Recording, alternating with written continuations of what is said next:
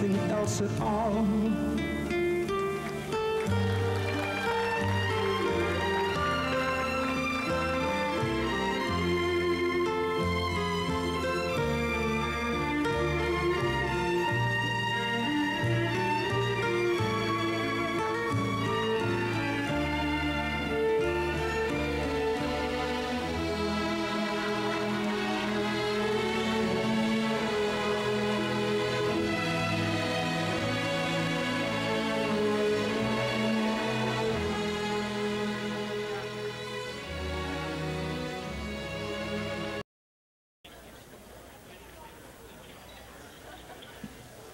Lalli, class of 1972.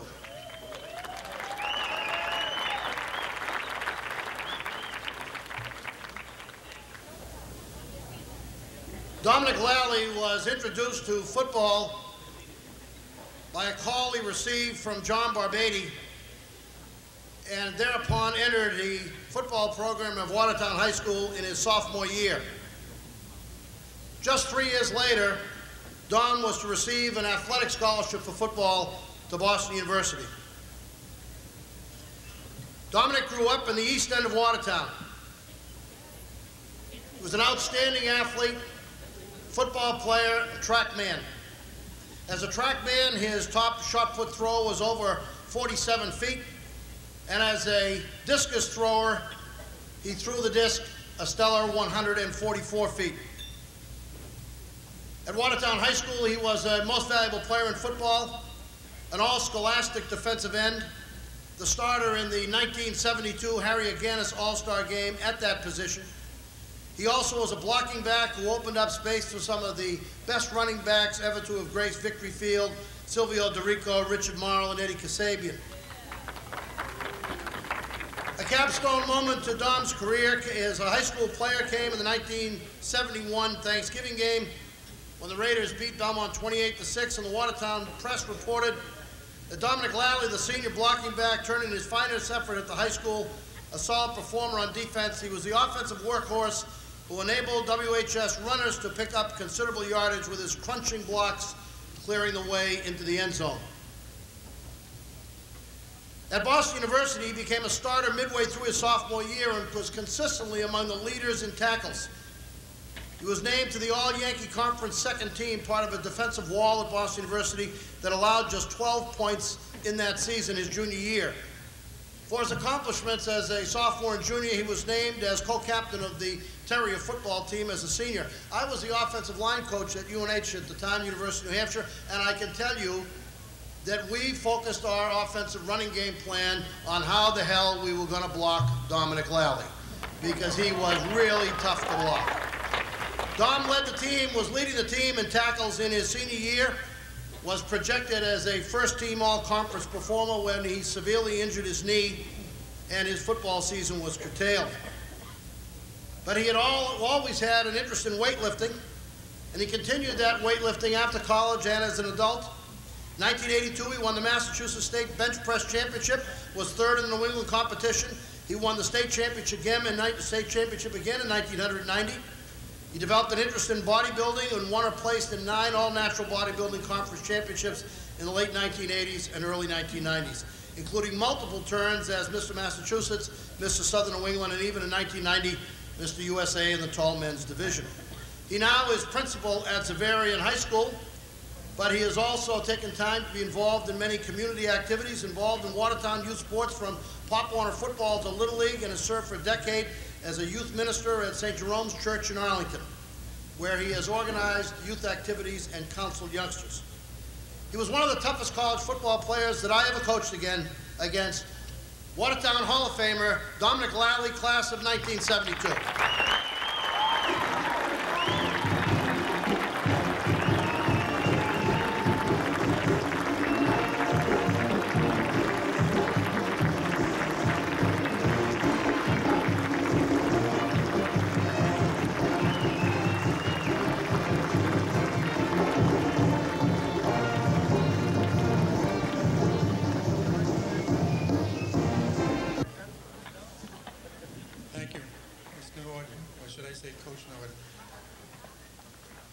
Well, I have to tell you that When I was getting dressed today, my wife kept saying, "Gee, you look awful nervous." And I said, well, to myself, this is like game time. That you're in the locker room, and I put my shirt on, and I put my tie on, and my jacket. Didn't have a helmet. But preparing myself to come for this because I felt it was like a game.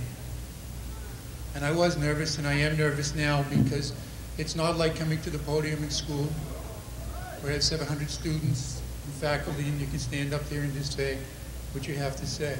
It's very emotional because I'm so proud to be up here today. But I'd like to thank some people, and I did do a script, as Mr. Caprillion told me, so that I won't go off on a tangent. Those from Xaverian kept telling me today, make sure you don't talk too long. But I want to say congratulations to the other inductees, and especially Mark, who I did have the opportunity to coach, and is an outstanding athlete, and it's a pleasure to be here and honored with him today. And I am in awe of all the talents and the accomplishments of the other inductees. As I read the newspaper, obviously waiting for mine to show up and say, oh, I wonder what it would be like, I kept reading through the others and going, oh my God, do I really deserve to be there? Because they were all outstanding. And I'd like to thank the members of the Hall of Fame Committee for supporting me and nominating me. And I'd like to thank Mr. Caprillion, who, as was stated earlier, that he sat across from me, we had never met, and he asked me about myself and things that I enjoyed and my accomplishments, and the article that he wrote I just thought was very flattering, and it was an amazing feat on his behalf of tying together somebody he had never met. Even though he said I wasn't the most talented of athletes, but that was okay. He was right, and I agreed with him, so that was a good line. And I'd like to thank Ed Kasabian, who had submitted my name for nomination, and I appreciate his initiative and faith in me. I'd also like to thank my family, my parents, my friends, and my colleagues from Xaverian Brothers High School for being with me tonight for this special occasion. But especially I'd like to thank my wife, Lydia. I told him I might cry, but I won't. But that's the part of the emotion of maybe of the game and why I could do well at it. But I used to hit the person in front of me when I got upset and emotional. I have to now speak at a mic, so I can't hit anybody. But I'd like to again acknowledge my wife Lydia, who was with me since high school. So all my feats are hers.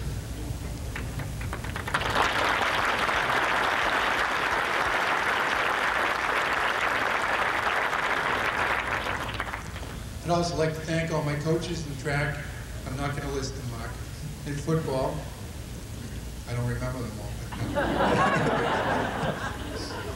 For being positive role models in my life, and a special thanks to John Barbady, who I had spoke to earlier this week, who was mentioned earlier, that had done so much for me as a person, and as a role model, in helping to guide me in my endeavors in football.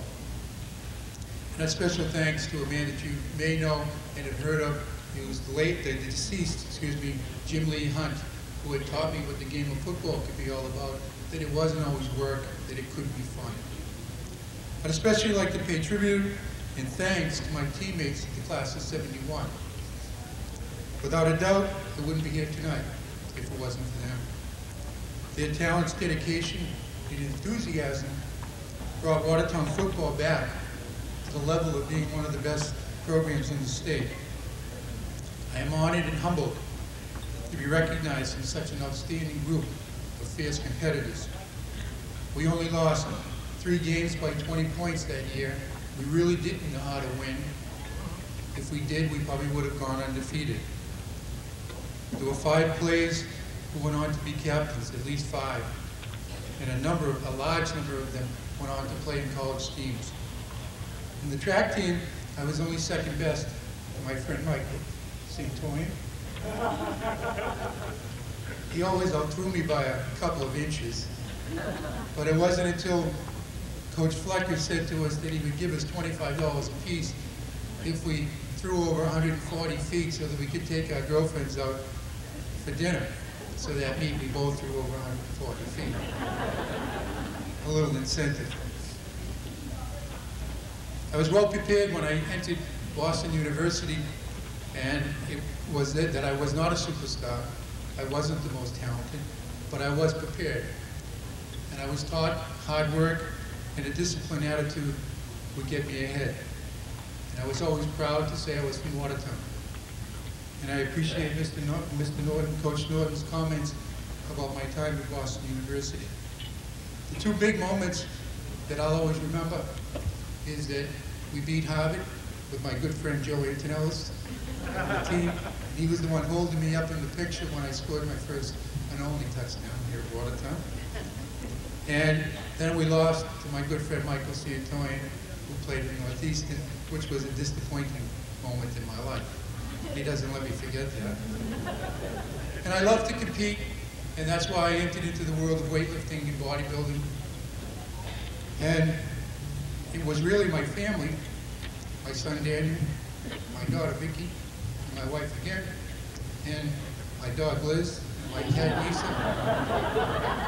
Because when I was down the basement, having to pose in front of these mirrors and shave my body and lose my weight, they'd all come down, and I'd be in my little bikini underwear, and smile, and they'd say, Dad, you should stand this way, Dad, you should pose that way. So they all helped me, and I appreciate that very much. I don't know if I'll bodybuild again, I've been around the tummy again. But those, I appreciate very much everything that everybody has done for me in the town of Watertown in my life's journey. So I thank you all. I thank those who organized tonight, Mr. Capillion, and the people who worked with him. And it is a grateful honor, and I appreciate it very much. Thank you very much.